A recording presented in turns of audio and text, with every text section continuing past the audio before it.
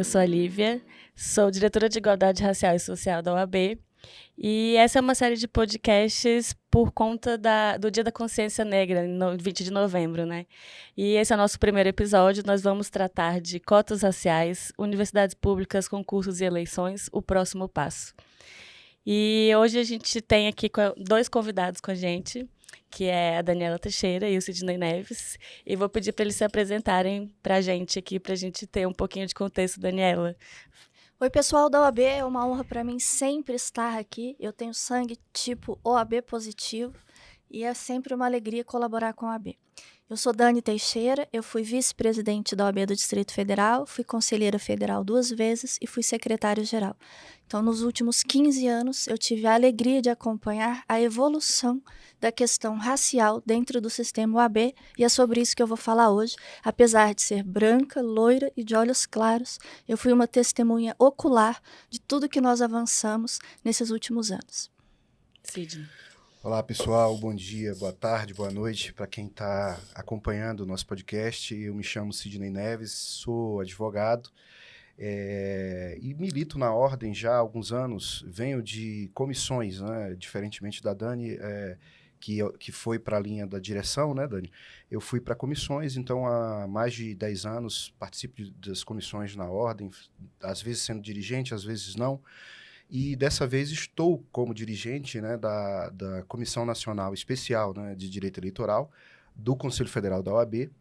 E para falar de um tema como esse, eu me sinto muito confortável e à vontade, principalmente por ser negro, tenho 1,80 m e, assim, fazendo essa descrição de forma bastante tranquila, estou de paletó, de blazer, né, num pré-feriado, né, de camisa branca. É isso, pessoal, vamos lá. Eu queria, na verdade, como a gente está no primeiro episódio, fazer justamente esse disclaimer, né, para explicar que acho que hoje e em outros dias teremos pessoas brancas e pretas aqui para discutir esse assunto. Tive esse cuidado de fazer esse convite para pessoas diversas, porque eu acho que a gente ganha só, né? A gente só tem a ganhar quando a gente discute esse assunto que deveria ser e é uma preocupação de todos e não só das pessoas pretas. Então, aqui a gente vai falar com todo mundo.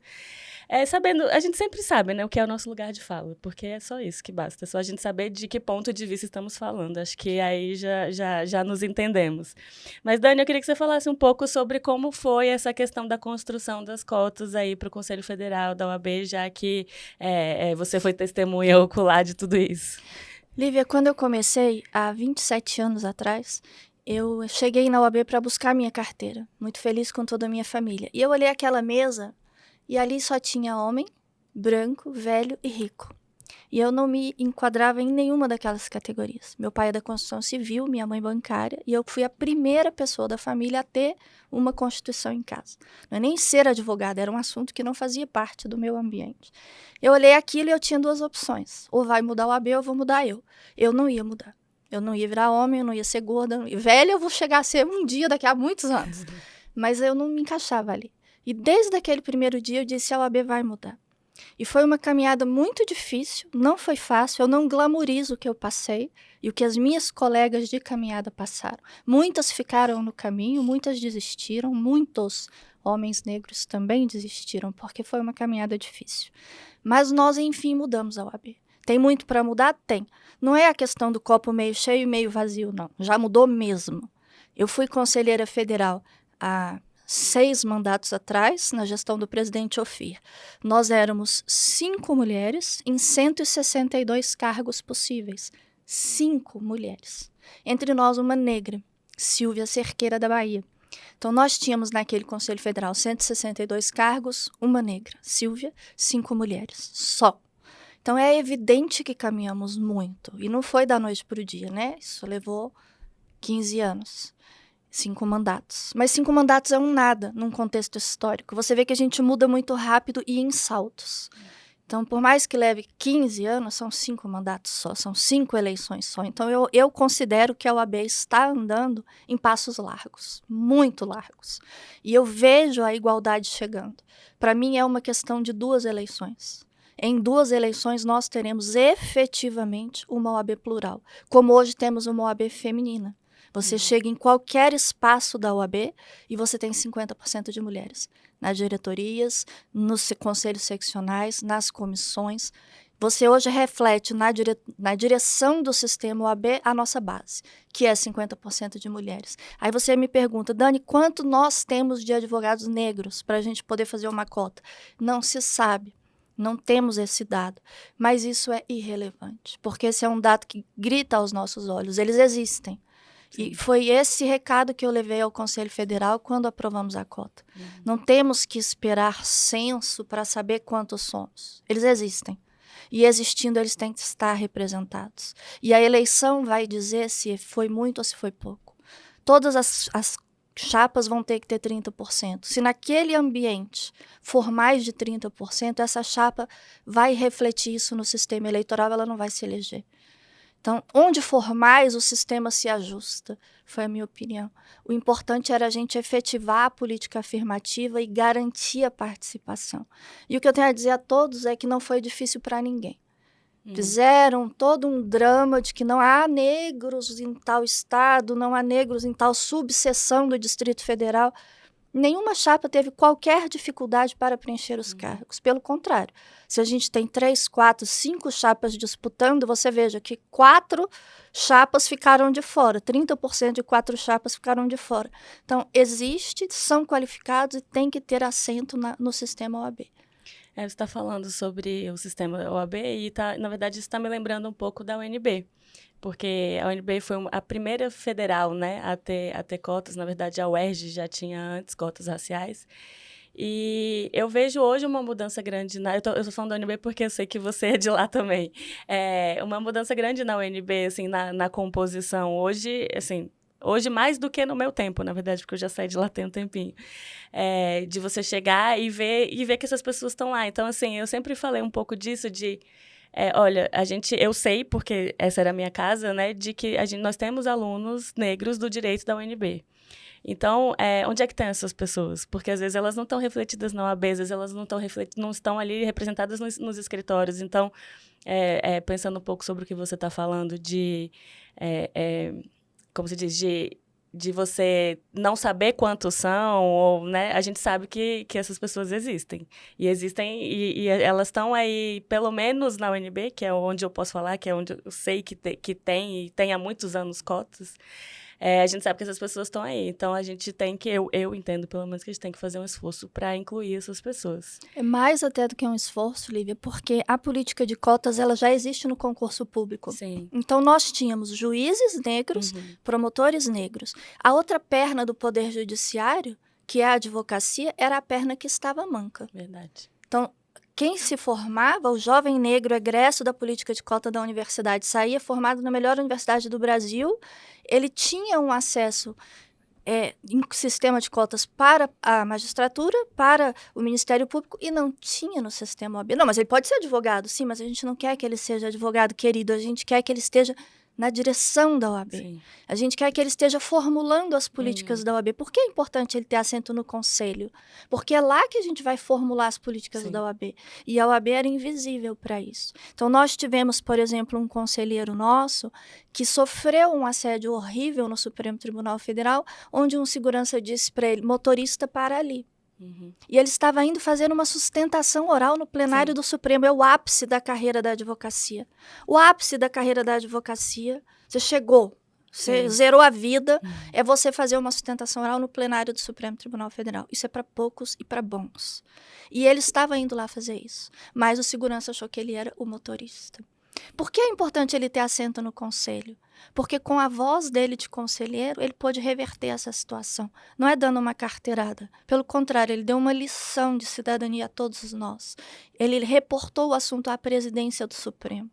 E com o apoio da presidência do Supremo, eles fizeram cursos de avaliação, cursos de atualização para os funcionários do tribunal, para que os funcionários do tribunal aprendam a ver essa nova realidade, aprendam a lidar com essa realidade plural, colorida do Brasil. E ele conseguiu, então, tendo voz, reverter uma situação que era horrível. Se ele não tivesse voz, talvez ele tivesse estacionado o carro onde mandaram para não gerar um constrangimento, para não se atrasar, ele tem hora para chegar no plenário, para não perder o seu equilíbrio emocional a meia hora antes do seu grande dia. Sim. Talvez ele largasse o carro lá e fosse. Mas tendo ele voz e assento, ele se sentiu representando toda uma ancestralidade e toda uma geração por vir. Ele se sentiu responsável por essas pessoas e tomou uma atitude. Então, no dia que eu vi o cartaz no elevador do Supremo, dia tal, treinamento para funcionários do Supremo, a questão racial, eu liguei para esse nosso colega, amigo, querido, para dizer, olha, obrigada. Obrigada, porque talvez você não tenha a noção de tudo que você fez. Mas esse funcionário e esse conjunto de funcionários que hoje vão aprender uma importante lição, eles vão ser os que vão receber os seus filhos, os seus netos daqui a uns anos. Isso é tão importante. Eu acho, viu, Dani e Lívia, principalmente com relação a essa questão de não normalizar, né, determinadas situações. Esse exemplo que fica para nós é um exemplo extremamente didático. Muitas vezes a gente se depara com situações no dia a dia que, de fato, a gente não dá o tratamento adequado àquela situação ou observa a situação sob um novo olhar.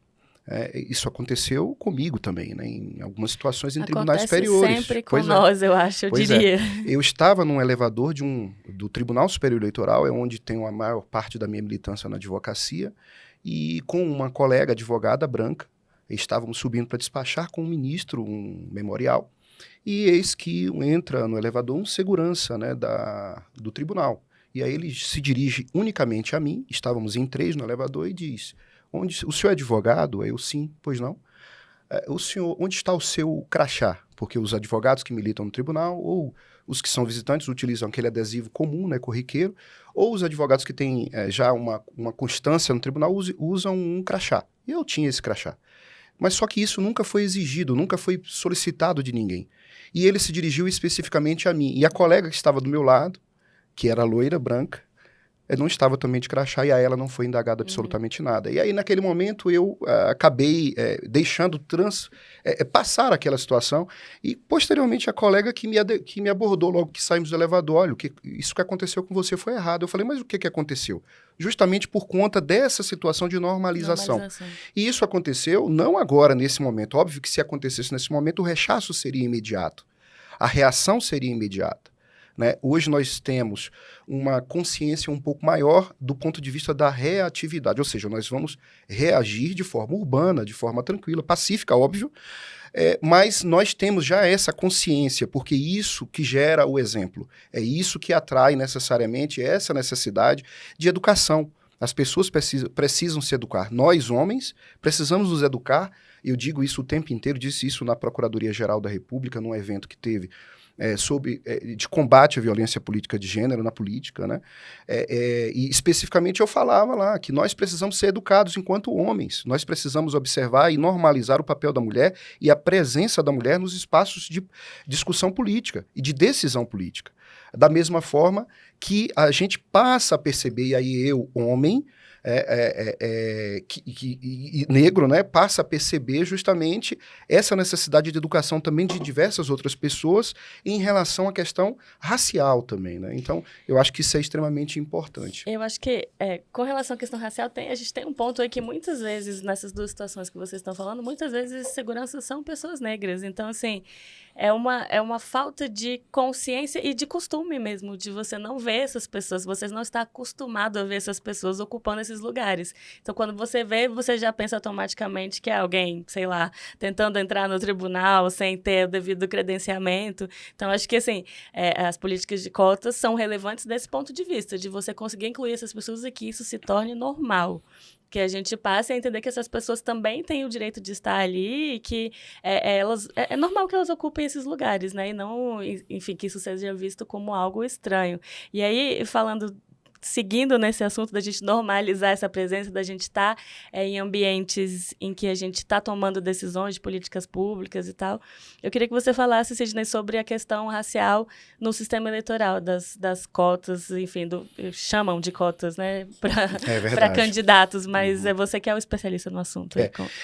Eu costumo dizer que há uma confusão, de certa forma, dentro dessa discussão relacionada à cota, né? Cota na política.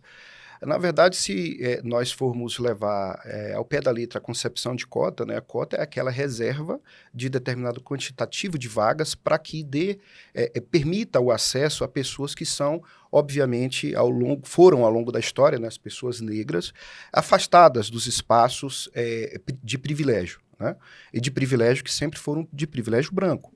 E aqui eu não estou falando do ponto de vista de suscitar uma guerra racial, ou como muita gente fala, você discutir isso causa um temor muito grande, porque pode ser que se estabeleçam tribunais raciais para avaliar a cor da pele das pessoas, para saber se elas terão ou não acesso.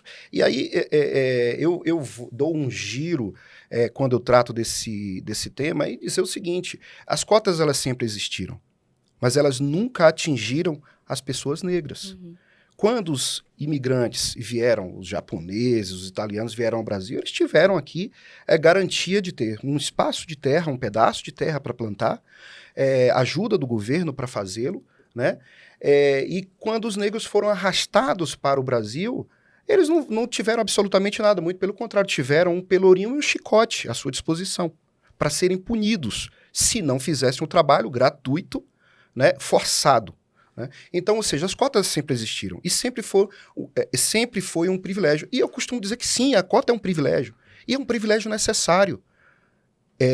Nesse aspecto, há que se diferenciar a cota estabelecida em lei, e antes, que não era, ainda quando não era estabelecida em lei, quando você mesma disse no princípio, né, as cotas relacionadas principalmente às universidades estaduais do Rio de Janeiro, que iniciaram esse processo, que startaram esse processo, ali você tem uma característica de cota diferenciada da cota da política. A cota estabelecida hoje para a política é uma cota relacionada a acesso ao financiamento de campanha. Então, ou seja, a partir do momento em que o Supremo, em 2015, disse que o financiamento da democracia brasileira ele não poderia ser feito sob a visão da Constituição, naquele modelo que se implementava de financiamento que, ao mesmo tempo, uma empresa financiava um partido X, um partido Y, um partido Z, ao mesmo tempo, apostando como se fosse uma banca de apostas para que aquele que ganhasse, eventualmente, essa empresa tivesse acesso a quaisquer tipo de benefícios. A partir dessa decisão do Supremo, o Supremo disse, não, isso está errado, isso não é conveniente do ponto de vista democrático. Não é isso que a Constituição trata quando acolhe o sistema democrático para dentro do nosso arcabouço político brasileiro. E aí, quando o Supremo diz isso, o legislador acha uma solução. E a solução que o legislador encontra é: vamos financiar a política, vamos financiar a democracia com recursos públicos do erário. Então, a partir desse momento, que surge a provocação, primeiro, para o TSE, né, foi feito por intermédio de uma consulta formulada pela deputada Benedita da Silva, e essa consulta formulada dizia, olha, se o recurso agora é público, o povo negro, ele que queira ser candidato, ele tem direito, sim, a ter um espaço reservado nesse recurso público. Da mesma forma que logo após a decisão do Supremo, chancelando a decisão do TSE sobre o acesso às cotas também financeiras para candidaturas femininas, é que surgiu e aí a gente precisa precisar isso no momento histórico, cronológico, é que surgiu essa discussão relacionada à cota para negros, né? E aí o TSE vem e responde. E olha, perceba que era um TSE que era formado de pessoas brancas, né, na sua composição. Eram 7 ministros brancos, né? E naquele momento eram 7 ministros todos homens. né? Não tinha uma mulher naquela composição, apesar de que a gente se orgulha de dizer que no TSE sempre há, por conta da composição que sempre é modificada a cada biênio, né? Sempre há mulheres com assento. Mulheres da advocacia só tivemos uma e estamos na segunda, né? Mulher que ocupa um assento no Tribunal Superior Eleitoral. Pois bem, o tribunal responde dizendo sim, é sim possível e é sim necessário e está de acordo com a Constituição Federal separar um recurso para que haja o financiamento dessas campanhas. E aí o Supremo vem posteriormente e diz numa DPF que foi formulada por um advogado, né, assinada, subscrita por um advogado negro e formulada por um partido de esquerda, o PSOL, e diz numa DPF, numa medida cautelar, diz, olha, a aplicação dessa norma ela tem que ser imediata. Nós estávamos, naquele momento, nas eleições de 2020. Eram eleições municipais e se discutia apenas que o efeito da aplicação do resultado daquela consulta se daria a partir das eleições de 2022.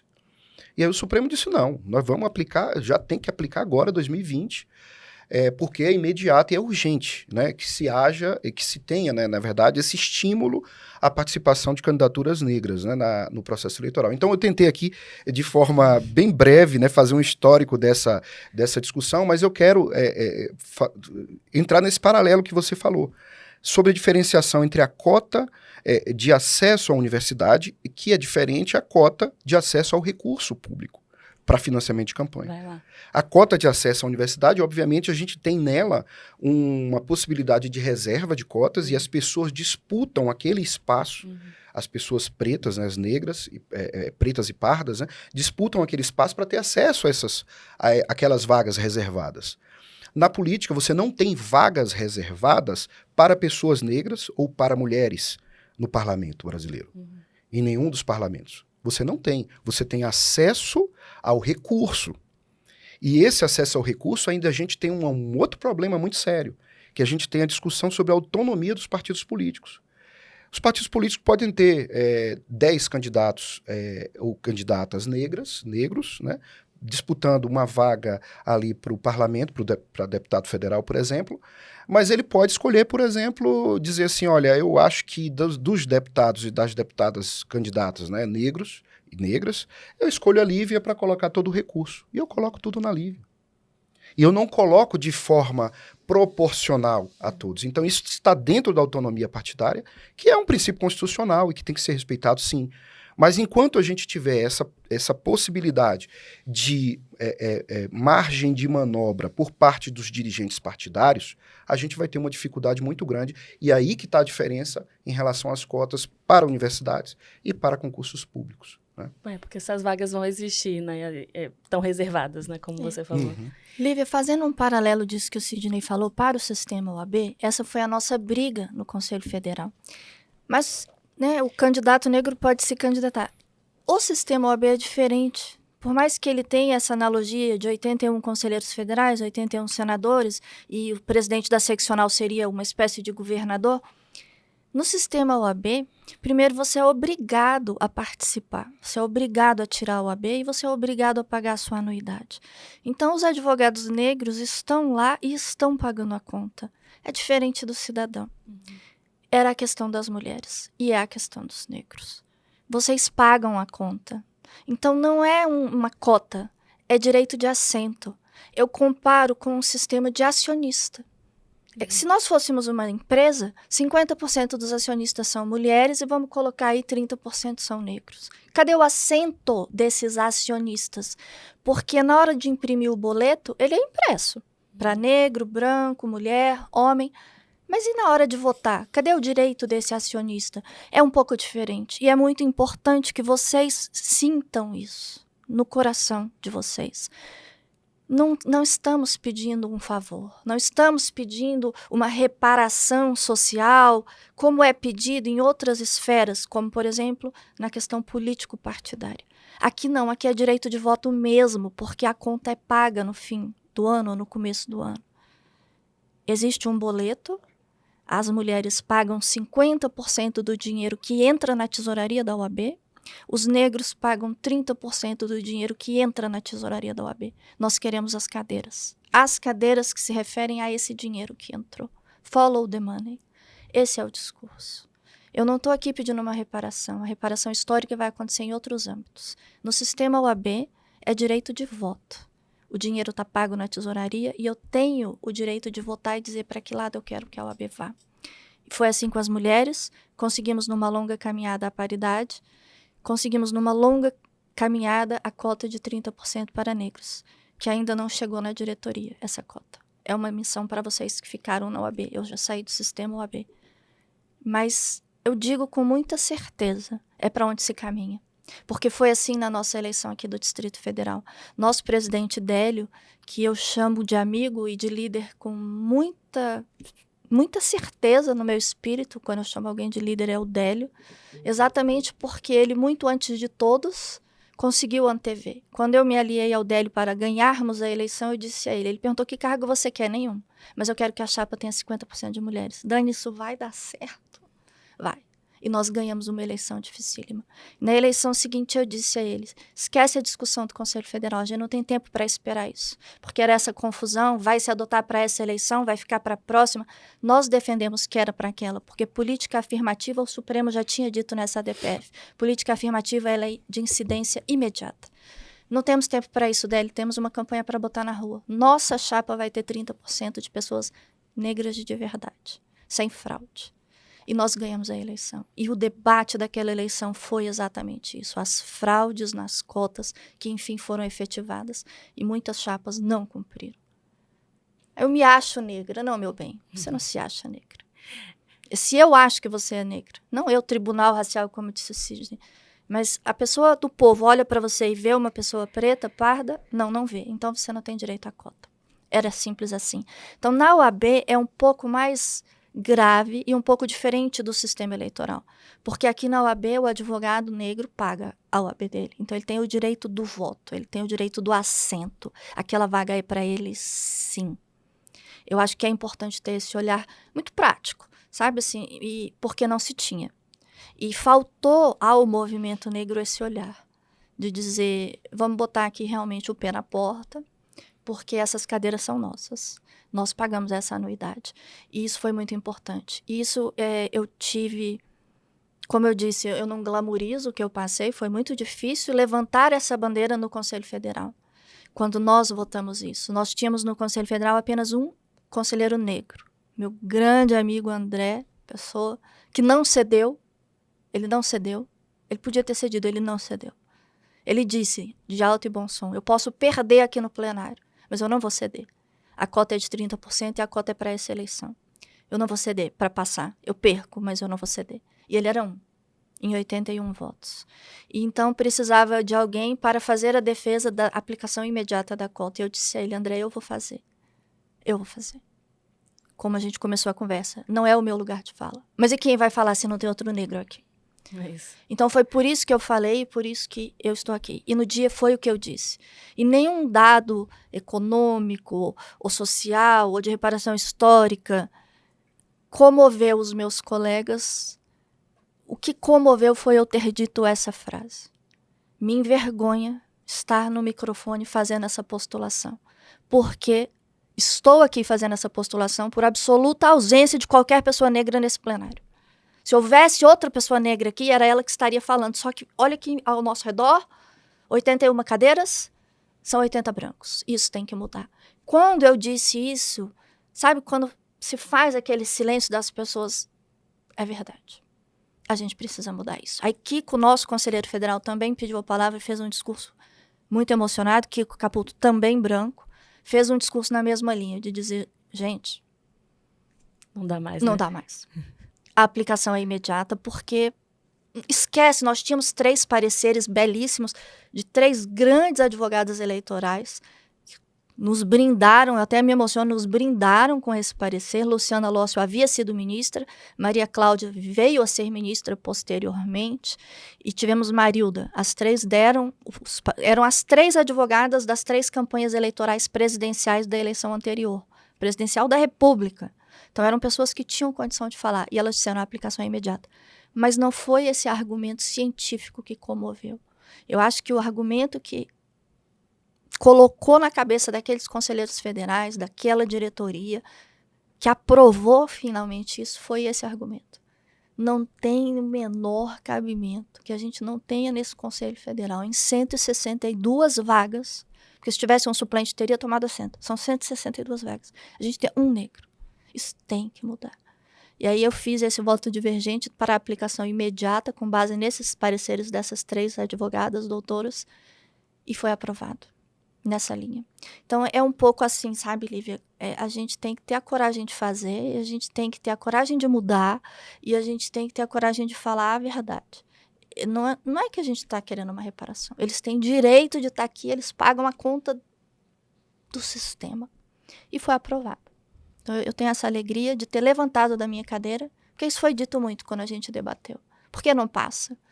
Porque 50% dos homens que estão aqui vão ter que levantar. 30% dos brancos que estão aqui vão ter que levantar. E eu digo a você com muita alegria, na minha biografia, eu levantei da cadeira de vice-presidente da OAB para uma negra sentar nela. Sim. Eu levantei da minha cadeira de conselheira federal para uma negra sentar nela. E eu acho que é assim que o mundo evolui. É isso que eu vou deixar para os meus filhos. Eu era presidente da Comissão Nacional da Jovem Advocacia. Eu fiz o provimento para proibir que velhos como eu fossem presidentes da Comissão da Jovem Advocacia, porque aquilo era errado. Era errado um conselheiro federal ser presidente da comissão. Porque para ele ser conselheiro federal, ele tem no mínimo 5 anos de formado, normalmente 20.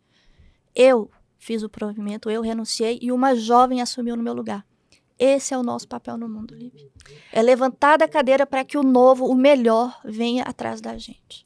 Então, hoje eu não sou nada na OAB, mas eu sou feliz com a minha consciência, eu sou feliz com a minha postura de que eu saí para uma jovem ocupar o meu lugar, no caso da Comissão da Jovem Advocacia, eu saí para uma mulher negra ocupar o meu lugar, tanto na vice-presidência da OAB-DF, como no Conselho Federal. Eu ia tocar nesse ponto um pouco. Bom, vocês falaram várias coisas, eu tinha várias coisas para falar aqui, mas eu ia tocar no ponto justamente de, assim, por mais que as políticas sejam diferentes, quando a gente está falando de universidade, quando a gente está falando de eleição, quando a gente está falando de sistema OAB, elas podem ter diferenças entre si, mas eu acho que uma coisa que é comum a todas elas é essa resistência que elas enfrentam para serem implementadas, e mesmo depois da implementação, uma resistência de aplicação mesmo, de tentar burlar de alguma forma, enfim.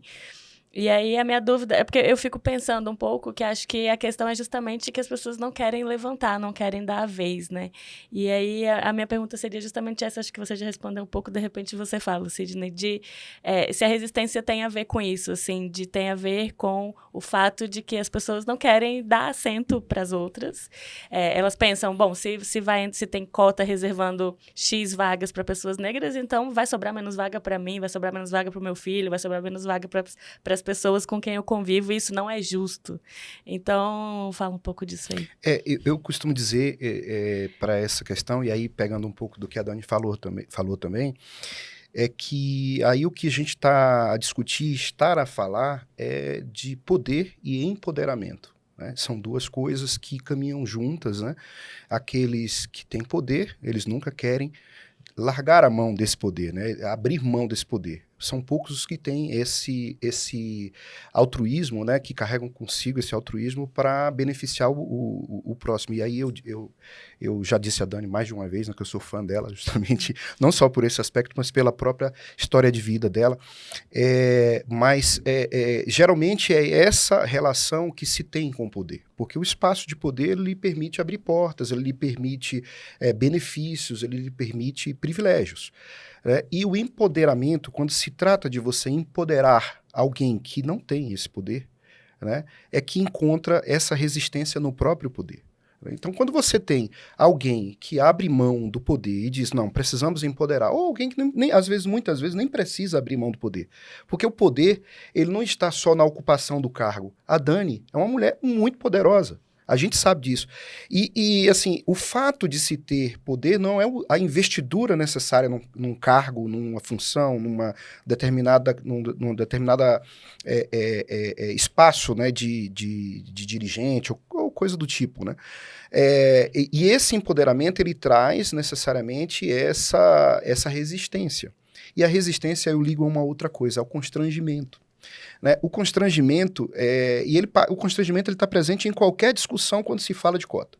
Né? Quando você quer falar de cota, aquele que quer resistir à cota, ele fala constrangido, e muitas vezes aquele que fala defendendo, ele fala constrangido também. Né? É um constrangimento recíproco, mas esse constrangimento, muitas vezes, ele digamos assim, calculado. Né? Ele é calculado. E aí, por exemplo, quando você fala assim, sobre a burla ao sistema de cotas, a burla ao sistema de cotas, ele gera necessariamente um constrangimento. E aí, a gente viu, né, Dani, no julgamento, no âmbito do Conselho Federal, na comissão eleitoral das últimas eleições, uma fala muito forte do presidente da comissão, o presidente Marcelo, que ele dizia, olha, a gente precisa levar à praça pública essas pessoas que se utilizam da burla para ocupar os espaços de empoderamento. Justamente, os espaços que se busca escalar pessoas que nunca teriam condições, em razão da sua própria ausência de privilégios, de ocupar aquele espaço e empoderar essa pessoa e torná-la uma pessoa poderosa, a partir do momento em que ela está investida em determinada função. Né? E aí ele falava, e aquela fala ficou gravada na minha cabeça, justamente ele dizendo o seguinte, a gente precisa constranger essas pessoas que burlam, essas pessoas que, de alguma forma ou de outra, apenas para buscar o que ela atribui como sendo um privilégio, né? Perceba, né? Um privilégio da cota, né? Sendo que sempre foi uma pessoa privilegiada, e visa burlar o sistema de cotas. E aí, quando ela burla o sistema de cotas, o presidente Marcelo falava, olha, a gente precisa colocar em praça pública. Ela precisa, sim, ter o constrangimento de responder a uma ação, ter o constrangimento de a imprensa olhar para ela e dizer, olha, você está no lugar errado. Você está pretendendo ocupar um lugar errado. Você está querendo pegar um atalho numa situação que não é a sua situação. Né? Então, para mim, a situação parte daí. Poder e empoderamento que estão ligadas, mas que há esse conflito.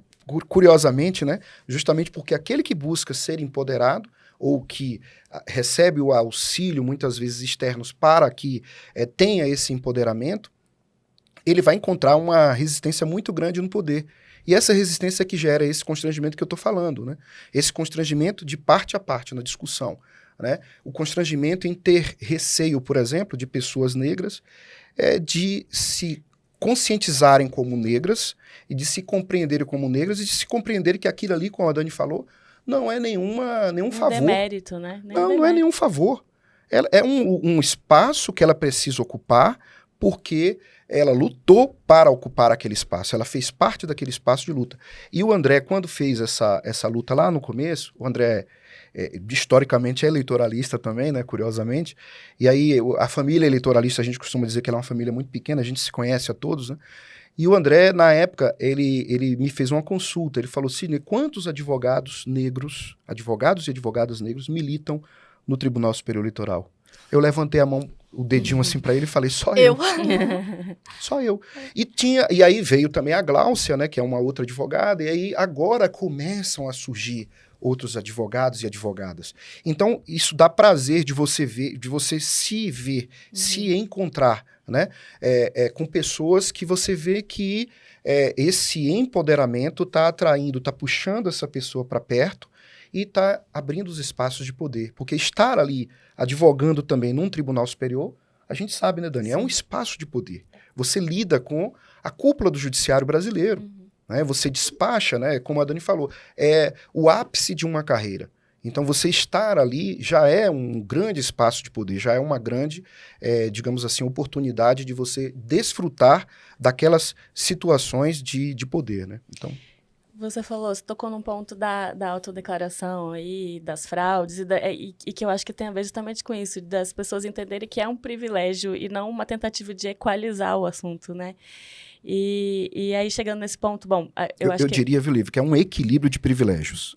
Eu sempre falo isso, que é um equilíbrio de privilégios, porque o privilégio branco, e aí a gente tem que ser de forma... Ele está posto, ele sempre existiu. Né?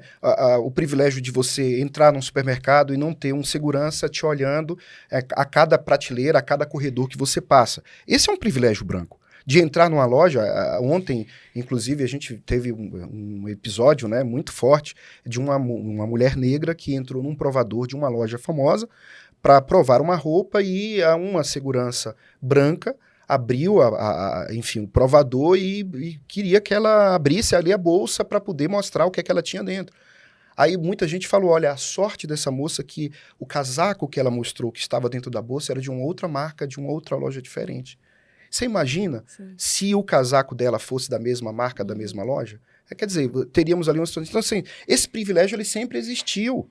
O que está se buscando agora é o privilégio, para desfrutar um privilégio no encontro da igualdade. Sim. Da igualdade de oportunidades. É porque a questão passa por reconhecer isso como um privilégio, né? Acho que é isso. O ponto é que você não você não passar por essas abordagens é o comum. E, na verdade, isso é um privilégio com relação às pessoas negras. A gente passa por isso o tempo todo, a todo tempo, em qualquer lugar. Qualquer lugar que você chega, as pessoas estão duvidando de que você deveria estar ali. Mas quando eu falo da mudança, Lívia, é a mudança de vocês não aceitarem. Então, quando aconteceu a questão das cotas na UAB, houve a fraude. E uma fraude gritante. Pessoas muito parecidas comigo, loiras, algumas de olhos claros, pele alva, se autodeclararam negras. E acharam que ia passar tudo bem, mas não passou. Houve uma associação de advogados negros que questionou em todo o Brasil, inclusive em Brasília, essas pessoas. E o que aconteceu? E aí que vem a força de vocês. O que aconteceu?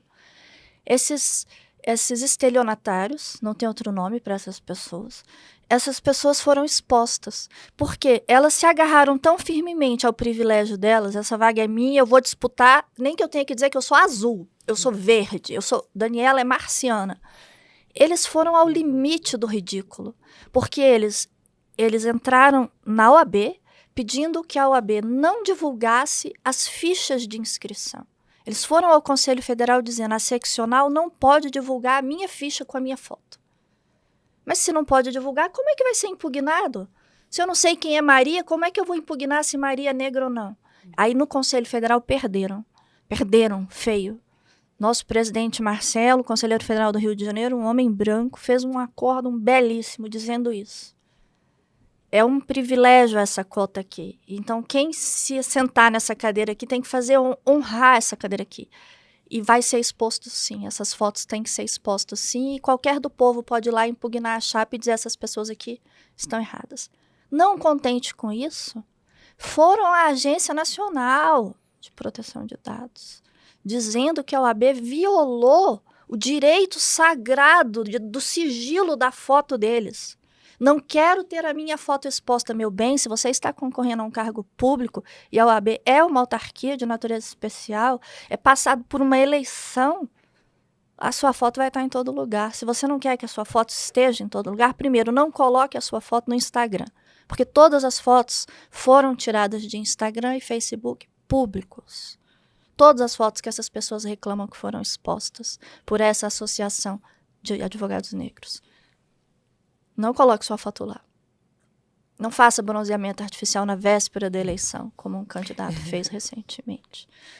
Foram à agência e a agência disse a mesma coisa que a OAB. Não existe sigilo de dados para quem é candidato, amigo. Nem do seu imposto de renda, imagina da cor da sua pele. Não é isso? Então, é importante, sim, colocar um traço, uma linha no chão. A linha está clara. Para quem é a cota? Quem vamos beneficiar? Não é só cota, é o assento, que nem eu falei. Essa cadeira aqui na nossa sociedade de advogados é para a população. O advogado negro, preto, pardo. Não é para o branquelo que não quer ser levantada a cadeira, não. Então, é importante, sim, surgir. É tão importante que esse advogado lá no Rio de Janeiro, Estevão, tenha, assim, surgido contra isso no Brasil todo. E é tão importante que as pessoas daqui tenham ficado de tal modo revoltadas que essa chapa perdeu a eleição com 3 mil votos de diferença. E eu digo para quem quiser ouvir, eu assino embaixo. A gente não tem como violar o sigilo de voto, mas dos 3 mil votos que votaram contra essa chapa, eu diria que pelo menos metade é de advogado negro, que se revoltou vendo aquilo. Aquelas pessoas mais brancas que eu se autodeclarando negra porque minha bisavó... E teve uma pessoa que escreveu, mas é porque eu sou do candomblé. Tô mentindo, Cid? Não, é verdade.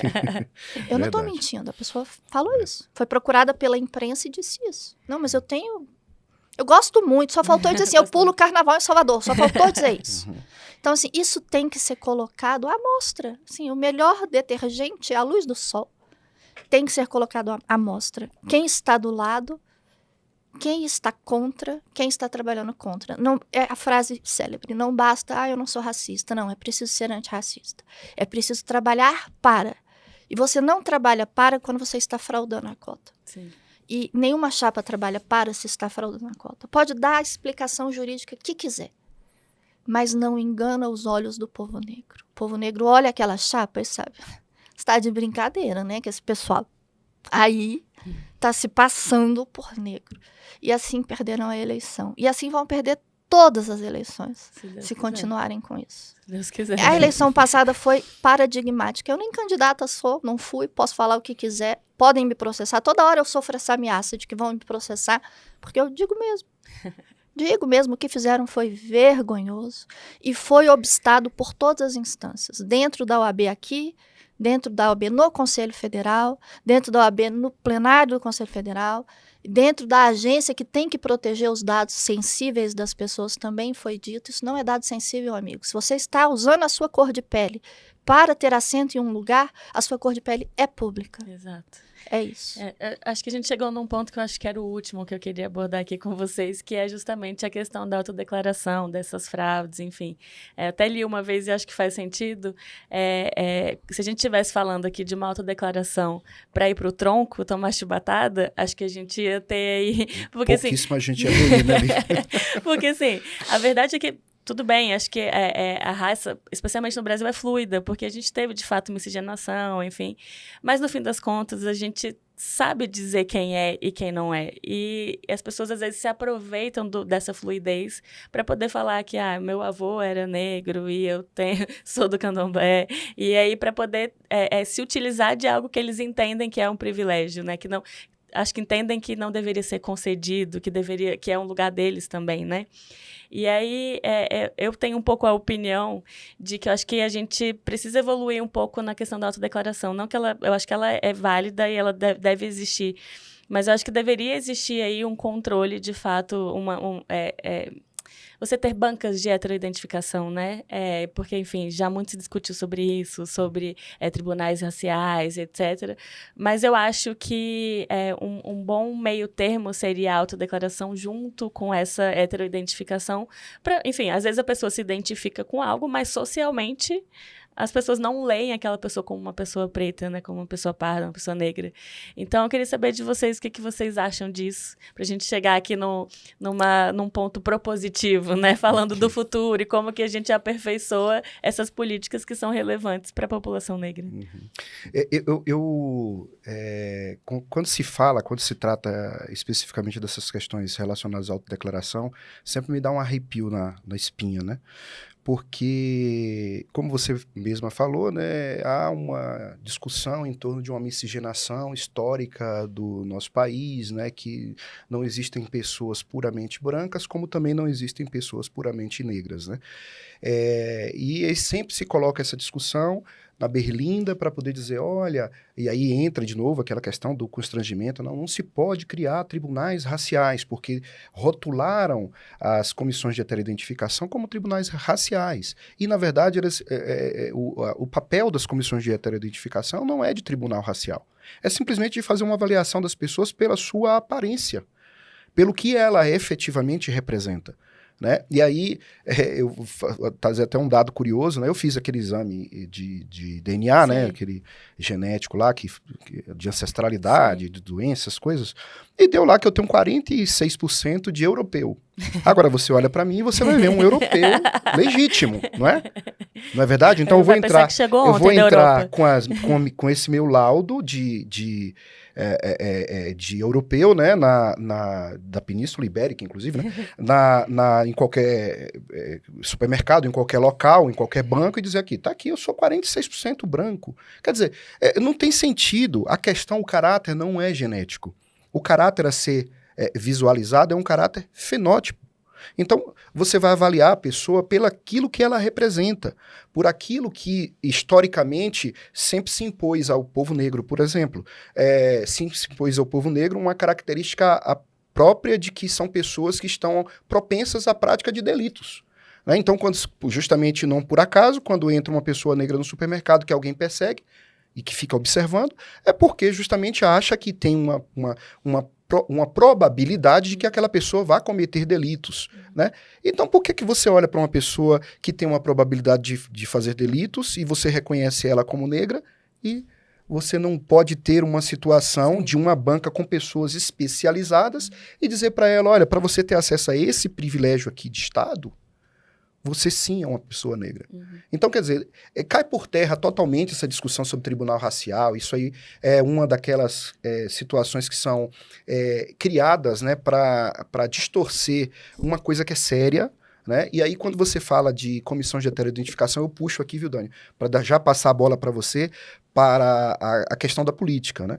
Então, surgiu uma discussão. Bom, e olha que eu participei da ADPF, né, como amicus curiae, né, representando um partido político, um conjunto, na verdade, de partidos políticos, porque a discussão naquele momento era quais os critérios que o Supremo traria para a aplicação imediata daquela situação. E aí é uma discussão realmente séria e preocupante, porque tanto é que surgiu posteriormente por emenda constitucional uma anistia, né, a esses partidos que não fizeram essa aplicação de forma escorreita no ano de 2020. Né? Então, e essa é a consequência prática. Então, a discussão era quais são os critérios. Os partidos vão ter que criar comissões de heteroidentificação internas para poder dizer, vai ser o judiciário. Que judiciário? Vai ser o juiz singular nas candidaturas de prefeito, que vão olhar para um candidato a vereador, uma candidata a vereador e dizer se ela é negra ou se ele é negro? Ou vão ser os órgãos colegiados dos tribunais, ou os tribunais que vão instituir essas comissões de heteroidentificação. Então surgiu uma série de dúvidas. Por quê? Porque é uma matéria, e geralmente a ação afirmativa nunca vai ser uma matéria fácil de ser regulamentada em lei. Sim. Ela é uma matéria de reatividade, ela é uma matéria criada por um intermédio de uma ação firme do Poder Judiciário, e aí não se vem aqui falar de ativismo ou coisa do tipo, porque esse tipo de papo ele hoje não convence mais absolutamente ninguém. A ação afirmativa é uma ação necessária para se implementar princípios e garantias fundamentais dos direitos do cidadão. Então, ou seja, se você tem diante de ti uma pessoa que se autodeclara negra, qualquer um de nós tem condições e capacidade, com base no nosso dia a dia, no nosso cotidiano, de dizer se aquela pessoa sim reúne características e traços para ser uma pessoa negra. E aqui ninguém está falando de tribunal racial, qualquer um de nós aqui julga. Qualquer um de nós aqui aponta e diz se aquela pessoa é ou não uma pessoa negra. É o formato do nariz, é a largura dos lábios, é aquela orelhinha mais redondinha, mais grossinha. Então, assim, o cabelo... Então, todos são aspectos que nitidamente nos transfere de imediato essa capacidade de dizer se uma pessoa é ou não negra. E aí, quando a gente vai para os partidos políticos, encontra uma barreira muito grande, que os partidos, em sua extensa maioria, né, eles dizem, não, nós não vamos criar isso porque isso vai ser um tribunal racial. Nós vamos apenas destinar o recurso e pronto. E a gente está diante de uma primeira eleição que está tendo efetivamente um repasse de recursos para pessoas negras sem anistia, como aconteceu na eleição de 2020, e que isso vai ser discutido. E é daqui a pouco, porque o prazo de diplomação daqueles que se autodeclararam negros para ter acesso a recursos financeiros já vai ser agora, no dia 19 de dezembro. Então, essas pessoas que agora estão investidas em mandato, e aí que cria aí um outro problema, para um outro podcast, inclusive, para a gente discutir, que é a questão da artificialidade nos resultados. Ou seja, qual a taxa de conversão de candidaturas apresentadas como candidaturas negras para cargos efetivos no parlamento brasileiro? A gente precisa se deparar com isso, a gente precisa enfrentar isso, mas enfrentar de uma maneira honesta, de uma maneira correta e de forma mais direta, sem qualquer tipo de constrangimento. Sem qualquer tipo de constrangimento. A gente precisa estar diante de uma situação dessa para discutir. Bom, a taxa de conversão. Mas que conversão você está falando? Você está falando da conversão daquele que se autodeclara porque ele tem um avô, como a Dani falou, né, um tio, um sobrinho, sei lá, ou que frequenta as religiões de matrizes africanas para poder se autoafirmarem negros? Quer dizer, isso não faz qualquer sentido, né? Então precisa sim, eu acho sim, que é necessário que a gente tenha estabelecido efetivamente um critério externo ao critério da autodeclaração. A autodeclaração, eu posso dizer que eu sou marciano. Eu posso botar num papel e dizer, ó, eu vim de Marte, eu tô aqui, mas vocês não sabem, mas eu sou de Marte. E coloco uma declaração. Todas as pessoas vão olhar para mim e vão dizer, você é um louco, né? Mas eu posso dizer, autodeclaração é algo que parte de mim. Só que eu preciso ter o aspecto externo. E esse aspecto externo, ele é envolvido em algo muito sério, aspectos científicos, não é só a aparência, né, que está aquelas pessoas que fazem parte das comissões de heteroidentificação dos concursos públicos federais, de embaixada, de embaixador, né, de juízes, de promotores, essas pessoas, enfim, de todos os cargos, essas pessoas são pessoas sérias, e elas estão ali com um propósito de identificar e apontar efetivamente com base naquilo, no arcabouço de conhecimento que elas têm, que elas acumularam ao longo da vida, de dizer se aquela pessoa é negra ou não, né? E qual a dificuldade de você dizer que uma pessoa é negra numa universidade pública, num concurso público, e não dizer que essa pessoa é negra na política? Quer dizer, não tem qualquer tipo de sentido, não guarda qualquer razão isso, essa resistência. E essa resistência vai ser combatida. E eu presumo, né? Não sei. A gente está estudando, a gente tem estudado algumas coisas, a gente tem ouvido muitas coisas, muitas pessoas falando, e eu acho que vai partir mais uma vez do judiciário. Porque nós não temos ainda essa maturidade, aquilo que a Dani estava falando, que eu trouxe para o campo do poder e do empoderamento. Nós não temos a maturidade de abrir mão do poder. Pessoas não têm maturidade para abrir mão do poder. Então, elas fazem de tudo para continuar agarrada no poder. E uma dessas questões é a questão relacionada à fraude, né, Dani? Eu acho que é a luz do sol. A luz do sol resolve muito esse problema. Porque, veja, esses que estão fraudando a questão racial, eles gostam de andar na sombra. E quando são expostos, esperneiam. É muito difícil que um deles vá para a imprensa e diga, não, eu sou negro. Sou negro, olha aqui, minha negritude. Eles têm essa vergonha, porque a foto desmente, a foto causa perplexidade. Então, sempre o que a gente vê é isso. Na sombra, eles vão se aproveitando desse espaço. Eu vou me autodeclarar, ninguém vai perceber, ninguém vai impugnar, eu vou dizer que a minha foto é sigilosa e eu vou conseguir essa vaguinha na universidade, essa vaguinha no concurso público, essa vaguinha na OAB. Quando você expõe, 99% deles desistem. É raro alguém ir no judiciário dizer, não, mas eu sou mesmo negra, essa comissão aí está errada. É raro, porque, né, mínima decência, as pessoas, aquele mínimo ético existe ainda. Se não nele, na mãe, no pai, na namorada, não faz, vai ficar mal. E os que vão para a justiça eu nunca vi ganhar. Eu nunca vi uma decisão na justiça, e eu acompanho atentamente, porque eu sou muito agredida por isso. Eu nunca vi uma decisão na justiça reverter uma decisão de uma comissão de heteroidentificação. Porque a comissão de heteroidentificação é séria. Ela vem de pessoas que estão no movimento negro, é a associação dos advogados negros, é a associação dos diplomatas negros. Para que essa associação vai perseguir alguém? Ela não está perseguindo ninguém, ela só quer saber quem é quem não é quem não é. E isso acontece, gente, nós estamos 20 anos atrasados, porque isso já acontece em concurso público há tanto tempo, isso já acontece nas universidades há tanto tempo. É uma discussão, para mim, tão obsoleta. Então, a comissão de heteroidentificação é formada por técnicos, pessoas que militam nesse movimento, e elas sabem perfeitamente quem é negro, quem não é negro, quem faz jus contra quem não faz, e quem achar que foi injustiçado, a justiça está aí, portas abertas a todos, entra na justiça, junta suas fotos, comprova a sua negritude na justiça e para de mimimi. Eles não gostam tanto de dizer mulher fica de mimimi, negro fica de mimimi, então branquelo, que foi injustiçado pela comissão de heteroidentificação, para de mimimi. Vai chorar até quando? Entra na justiça e prova que você é negro. E pronto, acabou o problema. Entende? Vai ter comissão de heteroidentificação, sim, vai ser formada por técnicos especialistas no assunto, e a decisão dela é soberana, e quem não gostar entra na justiça. É tão simples.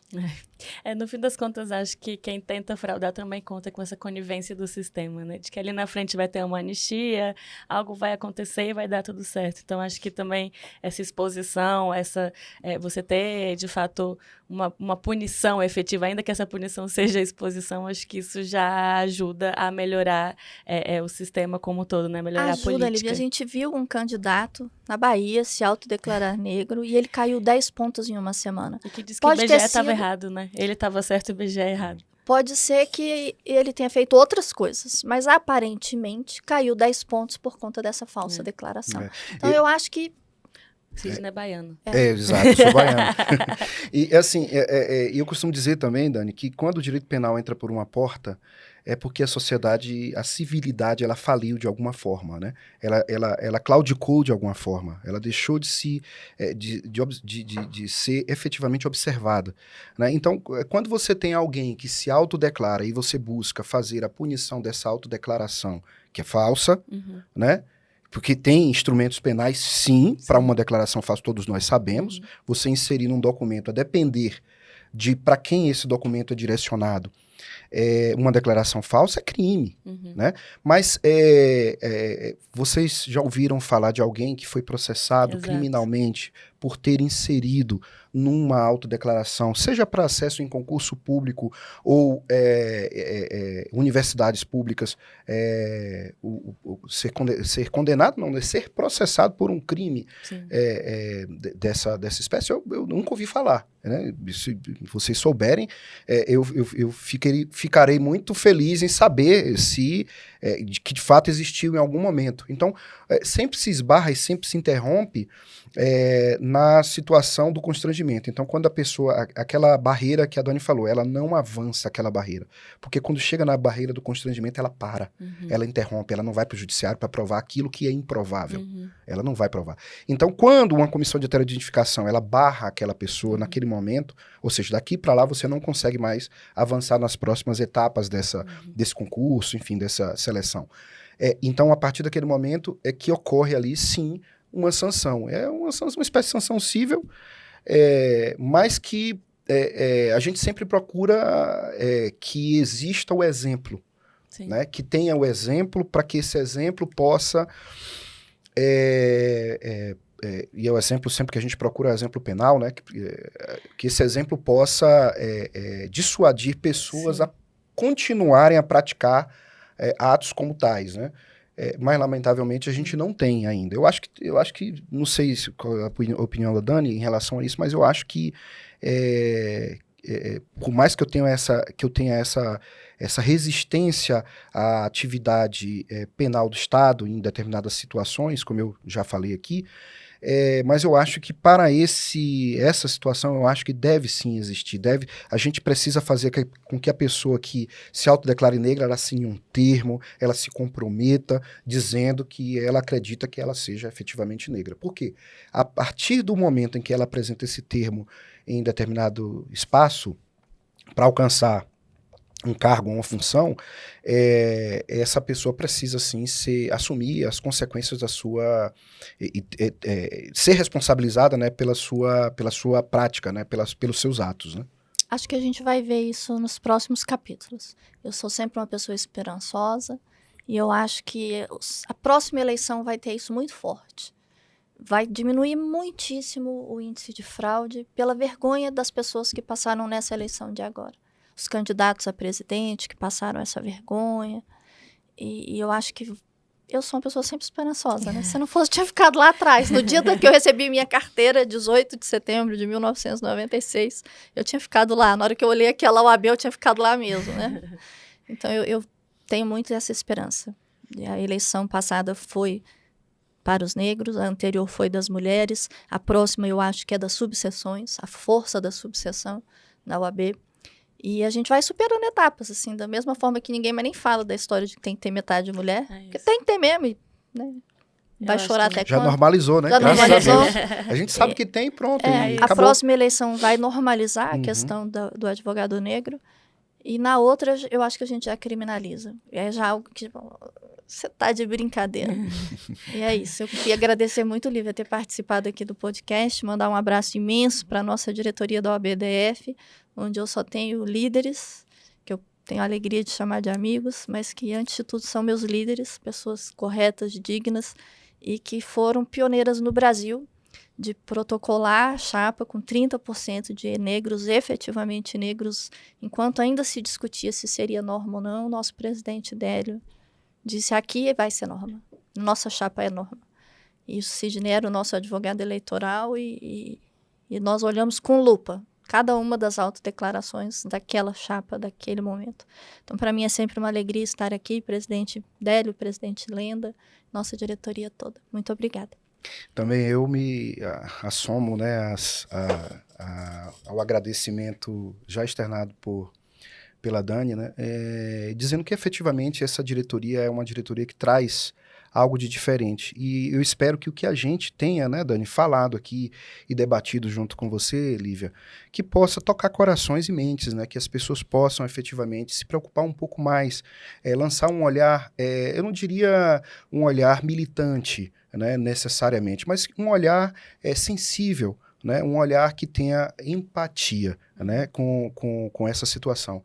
E é isso, agradecer, parabenizar pela iniciativa, assim, foi super legal, gostei bastante aqui dessa tranquilidade do debate, cheguei aqui um pouco nervoso, meio tenso e tal, mas estou saindo aqui tão leve, terminando tão leve, bom demais. Eu Obrigado. que agradeço a presença de vocês, acho que somos o primeiro podcast, né, o primeiro episódio, então acho que... Oh, que privilégio. A gente não, isso que eu ia falar, a gente não poderia começar de forma melhor, com grandes nomes, e espero que vocês voltem para outros. Eu espero que vocês ouçam, hein, pessoal? E recomendem. É isso aí. Obrigada, gente. Obrigada, Tchau, gente. tchau.